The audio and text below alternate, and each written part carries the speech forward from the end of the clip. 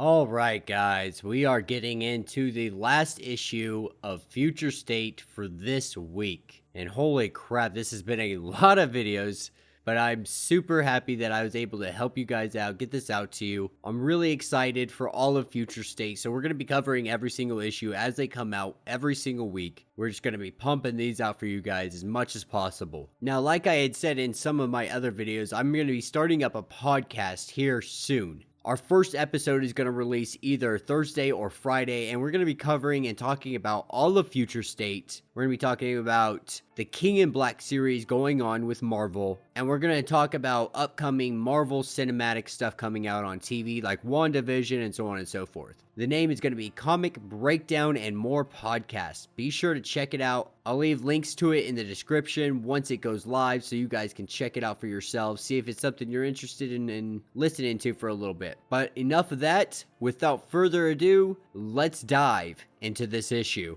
So diving into this issue, we have Swamp Thing talking to someone he calls Kala, and she wants the story of what happened to the old world. And Swamp Thing really just tells her, humans, they came into existence. They started to flourish, they gained superpowers, they became something more than human. But with all this power, their core instincts were violence. And with this violence led to their utter destruction. The world fought back against them. Some would say the greatest war of all time, melting and flooding and brush fires and irreversible viruses. And all the machines and all of the heroes attempted to stem the tide, but no one was quite sure what happened after. But such is the nature of war, he says. There's no victors, there's just violence. But after the war ended, all the humans seemed to have disappeared. Everything changed. And then this little girl that looks like she comes from the green says that she was created, or at least was told that she was created from the fallen leaves of Swamp Thing. And he says in a way perhaps, but it's not necessarily how she was created. And so what it's seeming to be is Swamp Thing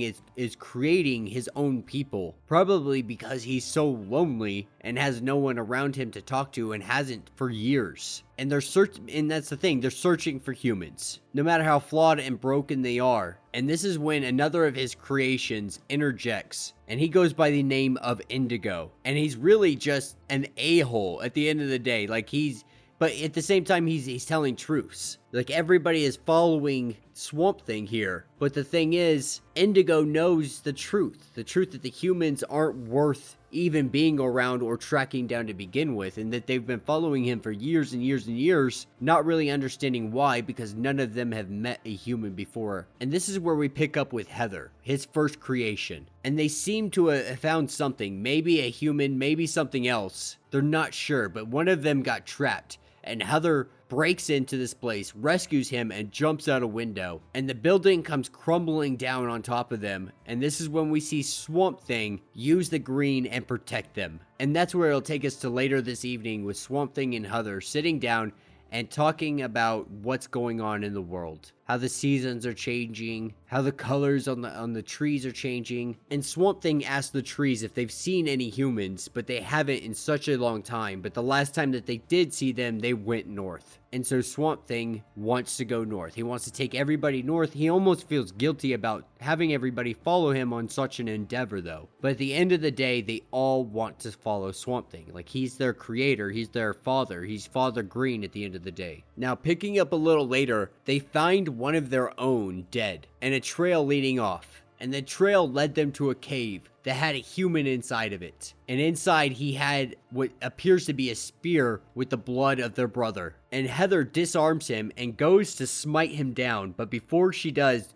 Swamp Thing stops her and lets them all know that this is a human and that he's just scared. And this is where we're gonna see a probably some allegiances broken, if you will, because Heather is not happy about this, not happy about being treated second best, not happy about him chasing after humans his entire life, not happy about one of their own just dying and him sparing the individual who killed it. And then he sits down and has a conversation with the man. And he tells him that he's Swamp Thing and he's been searching for humans for quite some time, but has never found any. And he lets him know that he came from far up north, beyond the floodlakes, from the Star Fortress. but it's all snow all the time. There's no plants, no trees, there's no green that lives up there, so he would never know that the humans are there because he has no communications with that area. And this man came here looking for others like him to help, because when they left the Star Fortress, there was 15 of them. They were labeled as traitors and rebels. They were hunted. For many years, the makers had told them that they were building something important within the fortress, and that the dying man had conceived this grand idea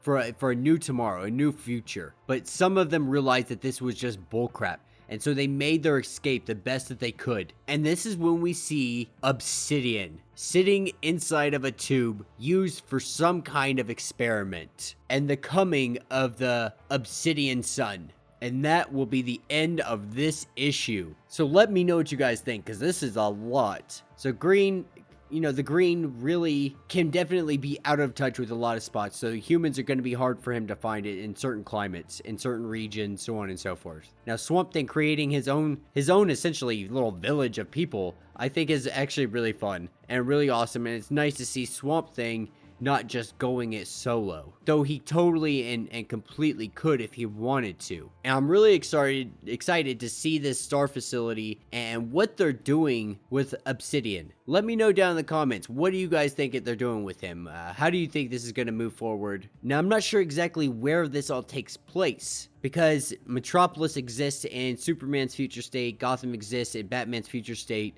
So I'm very, very curious on what time this is taking place. If anybody knows, let me know. But the time frame seems to be weird if he can't find anybody, but Gotham and Metropolis still exist. Anyways, if you guys have not yet, please do me a favor, subscribe to the channel, hit that like button, and until the next video.